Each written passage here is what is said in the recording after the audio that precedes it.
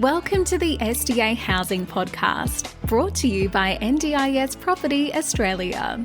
Before starting this episode, we need to provide a general disclaimer. Information contained in this podcast is general in nature only. It does not take into account the objectives, financial situation, or needs of any particular person. You need to consider your financial situation and needs before making any decisions based on the information in this podcast. And you should consider seeking independent and professional advice for your personal circumstances. All right, let's begin. Hello everybody, my name is Minh and I'm your co-host with Matthew from the office here at NDIS Property Australia, and you're listening to the SDA Housing Podcast, a show that explains, highlights, guides and brings awareness about all things SDA in this ever-changing NDIS world. Matthew, it's been a while since you've been on the podcast. Yep. Where you been? I've just been having the time of my life. Wait, overseas? Yep. You went twice overseas now? Yes. Wow. Yeah. Anyway, before you indulge us with your international travels, let's talk about the boring stuff of SDA.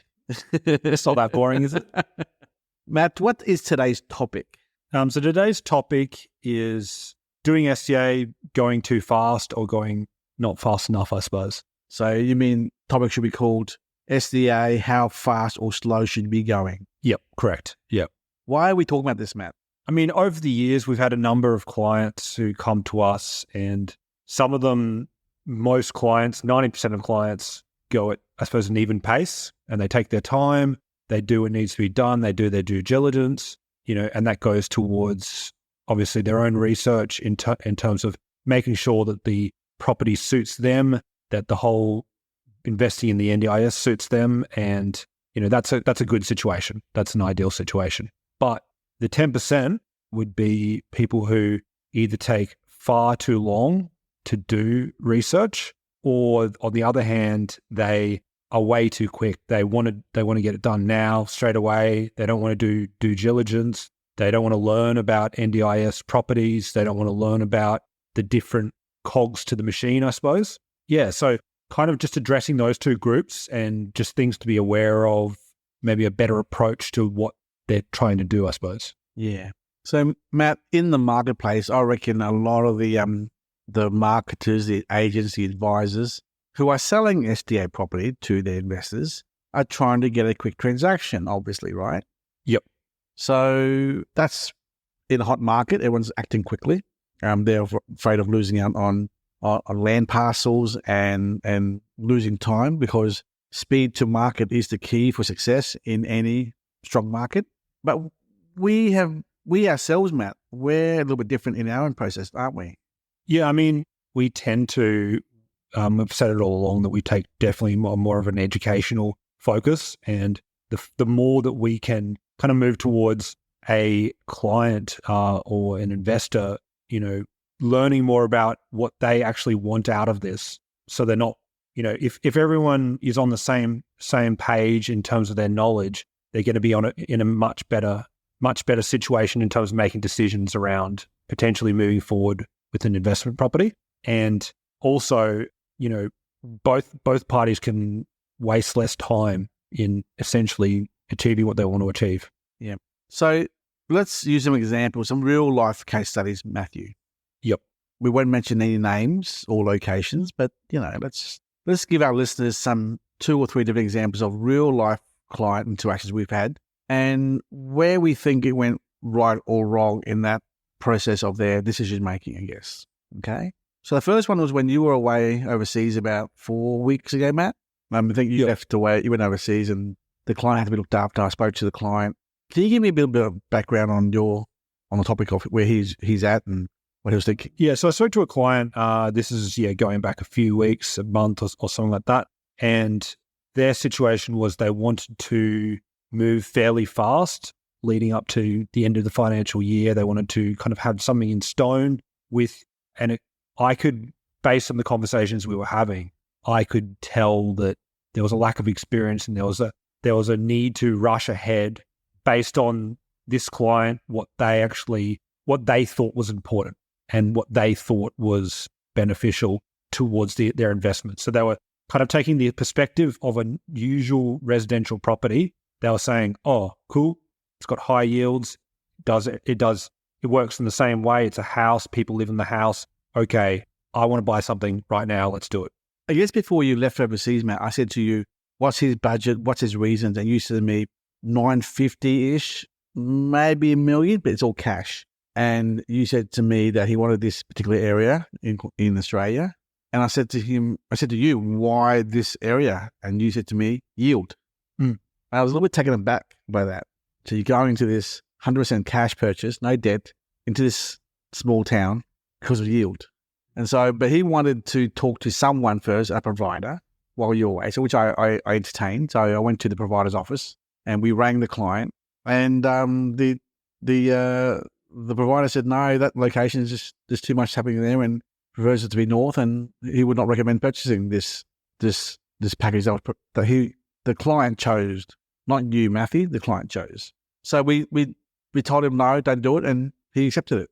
And I said to him, when you're back in about 2 weeks' time or so, then you'll reconvene and catch up with him and give some other options, I guess. So fast forward 3 weeks, here you are. Yep. You spoke to him a few days ago. And yeah, he's decided to go with another location. With another agent. With another agency. And that's fine. I mean, we're not trying to like hold on to clients or whatnot, but what's not fine is where he went. Where he went, there's a lot of development that's already occurred there. And we've spoken to providers who are actually, out there in the field in that area. And there's a lot of red flags potentially to purchase there. And based on our previous conversations, I don't think that he's done the due diligence and that he's kind of the nuance in investing there, he's taken that on board. So what concerns me, Matt, is he couldn't wait a week. I understand. Yeah, I understand. If you're like, some people who approach us and they say, I want built stock, or I don't want to wait 12 months to build. I understand that. But, waiting two or 3 weeks just for a bit more information, I think to not do that can be a mistake. Yeah. So when I told you to email him, hey, just let him know maybe we shouldn't be going there because we have some red flags already, his response was, well, I couldn't wait for you to get back. And I went anyway, and I don't know who to trust these days, right? Like, dude, your whole basis was to invest in high yield investment with your own cash, which is even more worrying, $1 million cash. My concern is, without mentioning his name here, like, geez, you're going to blow $1 million cash on a dud investment. And even though we tried to reach out and warn you that you should reconsider because it's the wrong thing to do, he didn't even ask the question of what is the red flags or what are the other options. He just simply said, I don't know who to trust. Like that's just going about the wrong way, because people are going to whisper in your ears what you want to hear, right? And that is the worrying thing about this whole NDIS, SDA property world. When it comes to this stuff called NDIS property investments, we see so many people throw common sense out the window and just chase the number. And the number being this high return of 20% return per year. And they don't really understand that there are so many, as you said, cogs, I call it nuances, so many variable factors juggling. And remember when I was a kid, you see a clown juggling 8, 9 balls, like 2 balls, 3 balls, 4 balls, 5 balls. Imagine juggling 8 balls, a clown juggling 8 balls in the air, right? And that's what SDA is, Matt. You're juggling the land topic, the builder, the SIL provider, the SDA provider, the participant, the NDIS funding, the valuation finance, the cash flow patterns from the NDIA. Like that's 7, 8 balls you're juggling right there. You drop 1 ball, the whole thing falls apart, right? So back to SDA, you got to understand the variables being juggled at the same time to deliver the outcome you want. And I feel like a big issue is, you don't know what you don't know. So those balls that you were describing, you don't know how many there are of them. And if you're just assuming that there's just 1 ball that you need to just hold on to, that in this case just being the yield, I feel like if you're not aware of the other balls, then that's going to creep up on you. And it's going to blow up in your face. And if you'd done a bit more, you were a bit more cautious about going into this, you could have prevented that. So that's an example of a client, not our client, obviously, a person rushing into transaction because he couldn't wait. He was too, not nervous, he was too, what's the word to describe someone who just can't, he acted prematurely and he just couldn't, yeah. It's just a shame to see people do that because I can guarantee you, Matthew, a year and a half from now, when he's finished his building his house in WA or Perth or Adelaide or Melbourne or Queensland or Northern Territory, wherever it may be that he's chosen, right? He's going to regret it. He's going to regret, oh, geez, why didn't I think about this more carefully? Why did I blow $1 million on this property? I shouldn't have trusted the word of some stranger I met online, in Facebook or whatever. Like, you got to be very careful who you listen to. And because we are so data-driven ourselves, we analyze data, we buy data, we research it, we compare notes with other providers. You know, we see a tsunami coming across Australia in certain parts of Australia, and that tsunami is the flood of products coming out all areas. The graveyard of NDIS property. Graveyard. That's stuff someone said the other day, didn't they? Someone in our office, a visitor. And Matthew, you know, when there's a flood or tsunami, only certain parts of the land is affected, Matthew. Yeah, of course. Yeah, like within the Brisbane floods, it only affected houses around the flood-prone areas around the water. When there's a tsunami, it affects the areas around the beaches. So not all parts are affected when there's a disaster like this, right? So the same thing will apply here as well.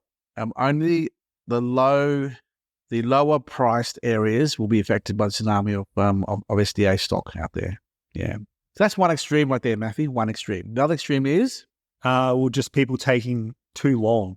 So my example, there's someone who I've spoken to for the last 3 years, almost as long as I've been here with the company, and spoken to this client off and on, probably speak to them every 6 months or something like that. And they send me an email. This is the way it usually goes. They send me an email with a bunch of questions about different properties we have available, or trying to learn about, you know, different aspects of the NDIS, how things work and whatnot. 3 years ago, Minh, what were the prices like 3 years ago? 650 to 700 grand prices. And so what would the yield be like? What would the yield be like now for that? Well, 20% around as a gross yield. You got into those prices, and given the way the numbers are nowadays, 150 to 180 maximum gross on a 700 grand purchase. Very good. That's 25% return. Huge. Yeah. Because the land prices were so cheap 3 years ago, and the build prices were just where they are. And 3 years later, the prices are even higher for land than build prices, you know. And I mean, a lot of the kind of questions I get, I think they come from a place of kind of, if I just ask enough questions, I'll reach an answer from one of these questions that makes me decide to move forward or not move forward. And I don't know what that question is, but if I just ask enough questions, eventually that will come about. And at some point, I feel like, you know, if this person had invested, say 3 years ago, a lot of the issues that they might have, you know, moving forward, that they might have experienced, that they might think that's an issue now, it might not have been an issue back then. And they've essentially almost manifested that into, you know, because they've delayed I've gotten asked by this client, oh, what's the build time? And it's like, well, 3 years ago, you know, he would have been built by now. So, and I feel like at the end of the day, well, we've said this all along, that it's not an investment for a newbie. There is more to it. And just on this call, we've mentioned that there's more to it than a regular investment property. So I think that if you're that nervous or you're that risk adverse, that you would wait 3 years or 2 years or whatnot to make sure you find the perfect property or the perfect situation, it's probably not an investment for you. And you might be wasting your time, you know, just going after information that you'll never use. Look, save yourself time by not wasting your time. Save us from wasting our time trying to talk to you about, you know, SDA itself. This is not for everyone, as Matt said. I've said it countless times. Matt said it countless times. We don't want you to rush in to do something you don't want to do as well either. But if you really need that advice and that nudge, we're happy to give you the advice and the answer. Look, this is all we do. We do SDA and nothing else. It's hard to find competitors of ours out there in the marketplace who only do SDA. I actually, there may be a handful around Australia, Matthew, but a lot of the so-called experts who are in SDA, they do SDA and duplexes and co-livings and apartments off the plan and normal houses for first home buyers and normal investment product. They do everything out there, right? So they can't commit the focus, the passion, the energy towards SDA by itself, like as we do. And I'm not trying to say that we're the best, because we're not the best. We work hard. We're passionate about it. We love what we do here at NDIS Property Australia. We're not trying to be the biggest SDA business in Australia. We're not. We're just doing our own little thing, helping where we can. A lot of it free work, a lot of it paid work, whatever it is. But we're a diversified business doing NDIS work, okay? So we're not all about just selling SDA stock out there. We do a lot more in the areas of respite, project development, advice to people, just connecting stakeholders. We do a lot of good work in the NDIS world and not paid for it as well, because we're happy doing what we're doing. So we don't expect everyone to jump in and rush in and buy an NDIS property and all that kind of stuff. We do a lot of fixing as well. When I say fixing, I mean people who ring us up and say, we're in trouble, help us get out of this mess. We do that for free, okay? I've been talking to a lot of providers, a lot of different people in our property world of SDA, and they all say the same thing. They're all being left to drown in quicksand out there, all these poor investors, because they're being tricked into buying rubbish stock out there in the wrong areas. So again, there's no right or wrong answer, Matthew. You can rush if you want, if you're comfortable, confident, and your risk profile is high and strong. But if you're uncertain and you're worried, then take your time. So there's no correct way to go forward. Just us doing this podcast today is just to kind of raise awareness of kind of the two extremes. And I mean, ideally you're in the center, and most people are. Yeah, just to kind of raise awareness about, the concept of either going in too fast, heavy-handed, or, it's an investment which might not be for you because you're very reluctant, you're very risk adverse, and maybe don't waste your time on it. Yeah. Well, I think that covers today's short episode, Matt. What should we cover next time in our next podcast that you and I are going to do together? What's the next topic? Going overseas. Oh, okay. Let's do one from overseas. We'll link up on the computer. Yeah, I think we're just cruising along at the moment. We've got a good team here, and we're just looking to provide the right product out there for the marketplace. So if anyone has any questions or queries about their situation, Matt, just give us a call. Or topics that you want us to cover. Yeah. But also, if your circumstances is different from the rest, myself, Matt, Debbie, we're happy to take a phone call and give you 20, 30 minutes of our time just to see how we can advise you to move forward on something. Because we get a lot of people who have a subdivision or a block of land or a problem with a builder or need help to be directed to a provider.